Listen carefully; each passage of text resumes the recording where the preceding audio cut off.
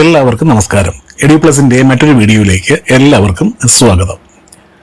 Plus two കഴിഞ്ഞ് paramedical ഫീൽഡിൽ ഒരു കരിയർ നോക്കുന്നവരിൽ ഭൂരിഭാഗം പേരും ഇതുവരെ അന്വേഷിച്ചിരുന്നത് BSc റേഡിയോളജി അഥവാ BSc MIT കോഴ്സായിരുന്നു. പക്ഷേ റേഡിയോളജി കോഴ്സിന് ഏതാണ്ട് സമാനമായ മറ്റൊരു കോഴ്സായ BSc റേഡിയോ തെറാപ്പിക്ക് ഇപ്പോൾ ചില ഹോസ്പിറ്റലുകൾ കോഴ്സ് കഴിഞ്ഞവർക്ക് മെച്ചപ്പെട്ട ശമ്പളത്തിൽ പ്ലേസ്മെന്റ് നൽകാൻ തുടങ്ങിയതോടെ ഇപ്പോൾ പലർക്കുമുള്ള ഒരു കൺഫ്യൂഷനാണ് ഏത് കോഴ്സിന് ചേരണം എന്ന്. ഈ വീഡിയോയിൽ ഈ രണ്ട് കോഴ്സുകളുടെയും സ്കോപ്പും ശമ്പളവും ഇന്ത്യയിലും വിദേശത്തുമുള്ള ജോലി അവസരങ്ങളും വിശദമായി പരിശോധിക്കുന്നതാണ്.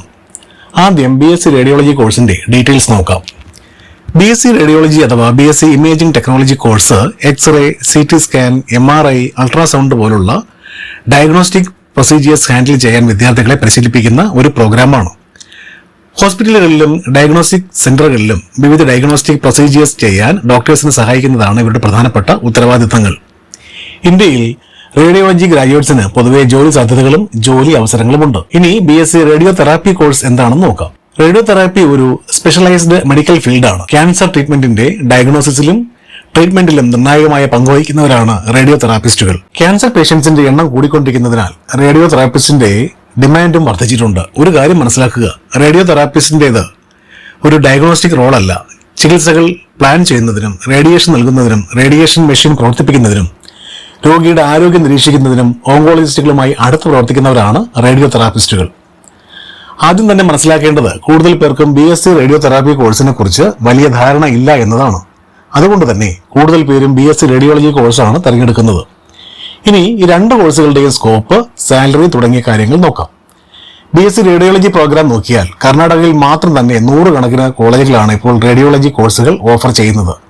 അതുകൊണ്ട് തന്നെ 10,000ങ്ങളാണ് ഓരോ വർഷവും ഈ കോഴ്സ് കഴിഞ്ഞിറങ്ങുന്നത്. ചുരുക്കി പറഞ്ഞാൽ ഇപ്പോൾ റേഡിയോളജി കോഴ്സ് കഴിഞ്ഞു നിൽക്കുന്നവർ നിരവധിയാണ്. അതുകൊണ്ട് തന്നെ ഫ്രഷേഴ്സിന് ജോലി ലഭിക്കാനും വളരെ ബുദ്ധിമുട്ടാണ്. അതുകൊണ്ട് റേഡിയോളജി കോഴ്സ് പഠിക്കുന്നവർ സാധിക്കുമെങ്കിൽ മോഡേൺ ഡയഗ്നോസ്റ്റിക് മെഷീൻസ് ഉള്ള ഏതെങ്കിലും സ്ഥാപനത്തിൽ നിന്നും പഠിക്കാൻ ശ്രമിക്കുക. ഇനി ഇപ്പോൾ ഏത് കോഴ്സാണ് കൂടുതൽ മെച്ചം എന്ന് നോക്കാം. ഇതിൽ ഏത് കോഴ്സാണ് മികച്ചത് എന്നത് നിങ്ങളുടെ റിക്വയർമെന്റ്സ് കൂടി അനുസരിച്ചായിരിക്കും എന്ന് മനസ്സിലാക്കുക. കോഴ്സിന്റെ ഡിമാൻഡും സാലറിയും നോക്കിയാൽ റേഡിയോളജി ഗ്രാജുവേറ്റ്സിനെ പോലെ റേഡിയോ തെറാപ്പിസ്റ്റുകൾ അധികം ഇല്ലാത്തത് കൊണ്ട് തന്നെ റേഡിയോ തെറാപ്പി ഗ്രാജുവേറ്റ്സിനാണ് ഇന്ത്യയിലും വിദേശത്തും കൂടുതൽ ഡിമാൻഡും മെച്ചപ്പെട്ട സാലറിയും ലഭിക്കുന്നത്. മാത്രമല്ല, നേരത്തെ സൂചിപ്പിച്ചതുപോലെ ഒരു റേഡിയോളജിസ്റ്റിനെ പോലെ എക്സ്റേ അല്ലെങ്കിൽ MRI എടുക്കുക എന്ന റോൾ മാത്രമല്ല റേഡിയോ തെറാപ്പിസ്റ്റിനുള്ളത്.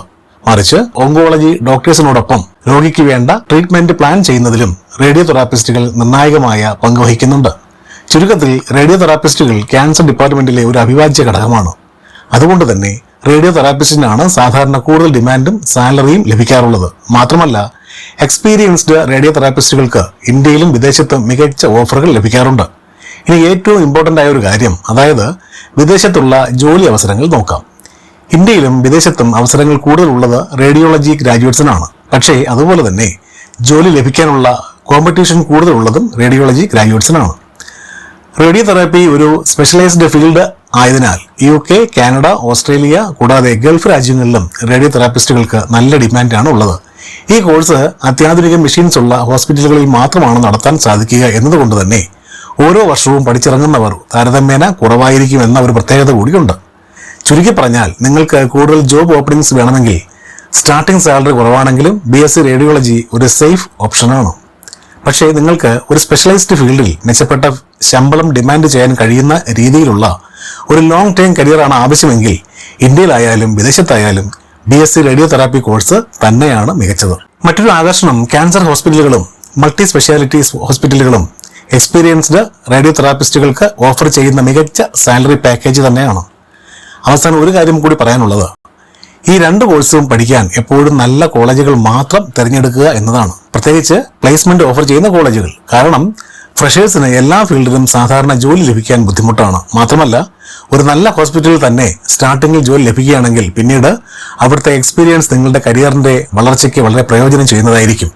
പ്രത്യേകിച്ച് വിദേശ രാജ്യങ്ങളിൽ ജോലി ആഗ്രഹിക്കുന്നവർക്ക്. കുറഞ്ഞ ഫീസിൽ ചെന്നൈ, ബാംഗ്ലൂർ, മാംഗ്ലൂർ എന്നിവിടങ്ങളിലെ മെഡിക്കൽ കോളേജുകളിൽ BSc radiology, radio therapy, BSc nuclear medicine, BSc nursing, BSc AT and OT തുടങ്ങിയ കോഴ്സുകൾ പഠിക്കാൻ വേണ്ട അഡ്മിഷൻ ഗൈഡൻസിന് കമന്റ് ബോക്സിലൂടെ ഞങ്ങളെ ബന്ധപ്പെടാവുന്നതാണ്.